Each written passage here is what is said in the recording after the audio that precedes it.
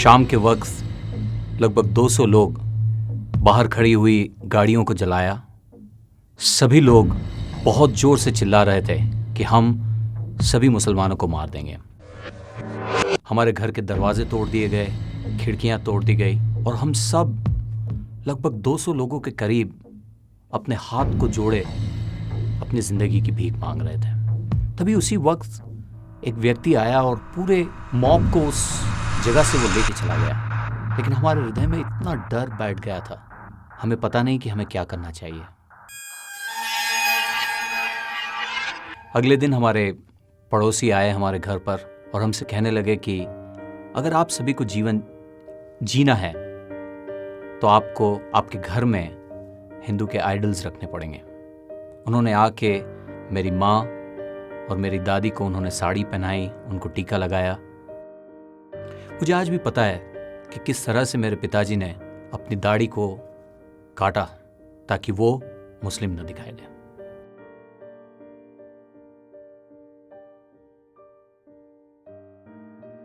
We all decided that we are going to leave our house and go to the refugee camp.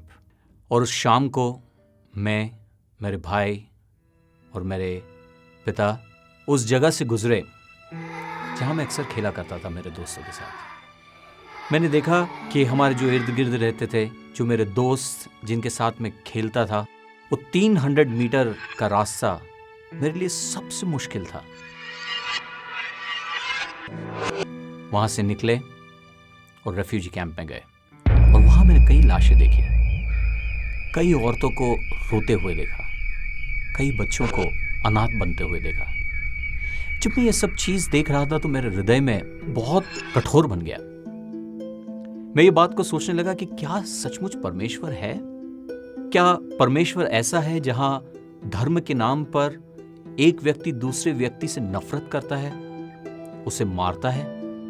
अगर परमेश्वर ऐसा है तो मुझे ऐसे परमेश्वर की उपासना नहीं करनी। मैंने निर्णय लिया कि आज से मैं न मस्जिद जाऊंगा, न मैं नमाज पढ़ूंगा और ना ही मैं किसी ईश्वर की आराधना करूंगा।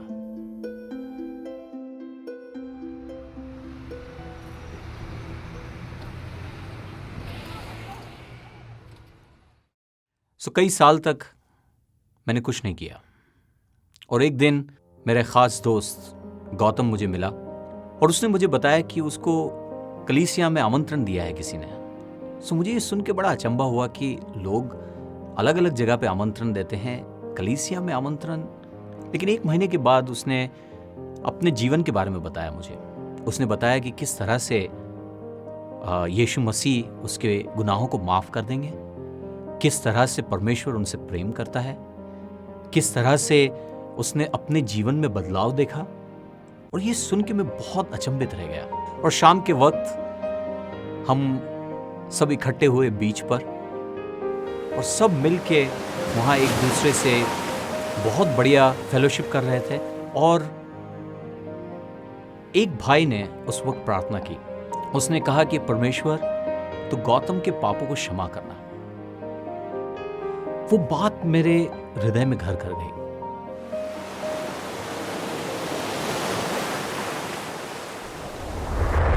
तब मैं सोचने लगा कि एक जमाना था जहां हर एक व्यक्ति धर्म के नाम पर एक दूसरे को मारना चाहता था, और यहां एक गुट है जो एक दूसरे की पापों की क्षमा के लिए प्रार्थना कर रहे हैं। मुझे बहुत फर्क महसूस हुआ और मैंने निर्णय किया कि मैं जानना चाहता हूं कि यह परमेश्वर कौन है जो क्षमा करता है। मेरे साथ कुछ भाइयों ने पवित्र शास्त्र का अध्ययन शुरू किया। उन्होंने मुझे सिखाया कि परमेश्वर कौन है।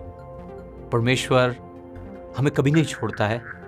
परमेश्वर हमसे बिना शर्त का प्रेम करता है। परमेश्वर हमारे पापों को माफ करता है।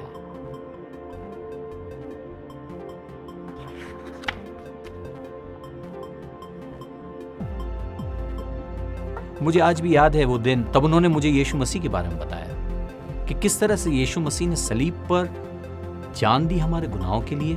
मुझे बताया कि किस तरह से यीशु को सलीब पर लटकाया गया। ये सुन के मेरे दिल में ईश्वर के लिए प्रेम बढ़ा और अगले दिन मैंने ईश्वर को अपना प्रभु माना।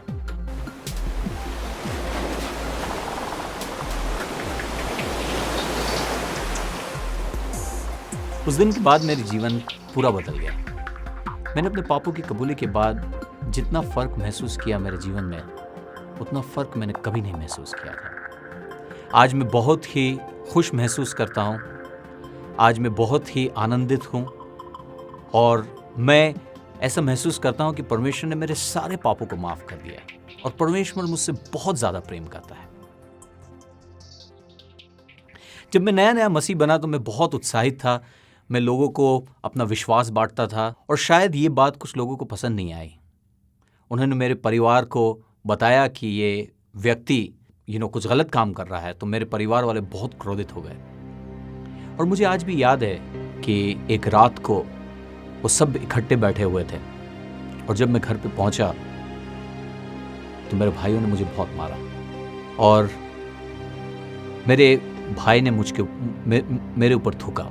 जब उन्होंने मेरे ऊपर थूका मुझे बहुत दुख लगा। मुझे ऐसा लगा कि मुझे कोई चाहता नहीं है, मुझसे कोई प्रेम नहीं करता। और उसी वक्त मुझे ऐसा लगा कि यीशु मसीह को भी किसी ने नहीं चाहा। लोगों ने उन्हें मारा, लोगों ने उन्हें बहुत कुछ कहा, लोगों ने उनके ऊपर थूका भी। वो समय मुझे ऐसा लगा कि मैंने क्रूस को सही रूप से जाना है। आज मैं शादीशुदा हूं, मेरी पत्नी एक हिंदू परिवार से है और हम दोनों आज मसीह जीवन बिता रहे हैं।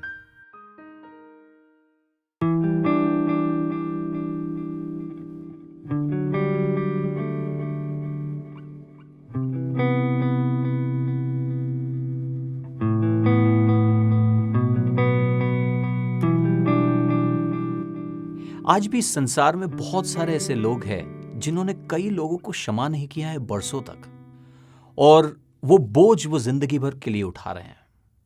आज भी ऐसे लोग हैं जो एक दूसरे से बहुत नफरत करते हैं, लेकिन आज हमारे पास ये मौका है कि हम एक दूसरे को क्षमा करें और एक दूसरे से प्रेम करें, वैसा प्रेम जैसा प्रभु यीशु ने हमसे किया।